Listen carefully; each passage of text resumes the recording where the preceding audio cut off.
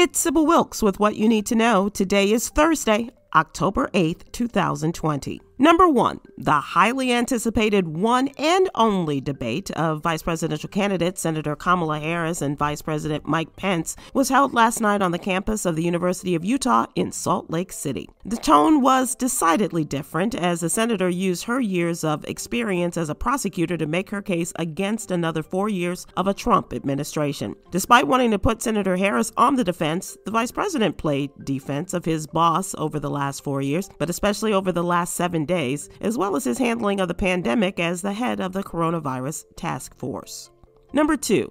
A federal judge has issued an order that requires the U.S. Census Bureau to continue counting citizens for the 2020 census through October 31st. Data from the census determines how hundreds of billions of dollars in federal funding are allocated to communities every year for the next decade. And if you have not yet completed your census form, please get it done before October 31st.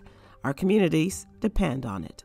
Number 3, in a pair of late-night tweets, Donald Trump reversed course on negotiating a new coronavirus stimulus relief bill that he earlier announced he was calling off until after he won re-election. In the tweets posted shortly after 10 p.m., he promised to immediately sign a bill providing funding for airlines and small businesses. He also promised to provide $1,200 in stimulus checks for citizens. His announcement that he was ending negotiations set off a firestorm from the stock market, Democratic lawmakers, leaders in the airline industry, and his own Federal Reserve chairman as the economy struggles to recover. Number 4, in her final push to encourage viewers to cast their ballots for Democratic presidential hopeful Joe Biden, former First Lady Michelle Obama sharply criticized Donald Trump in a video message. The video included a long list of what Obama described as breathtaking failures by the president and his administration, ranging from his response to the pandemic to his stoking of racist acts nationwide. Mrs. Obama also spoke frankly about white privilege and the administration's efforts to instill fear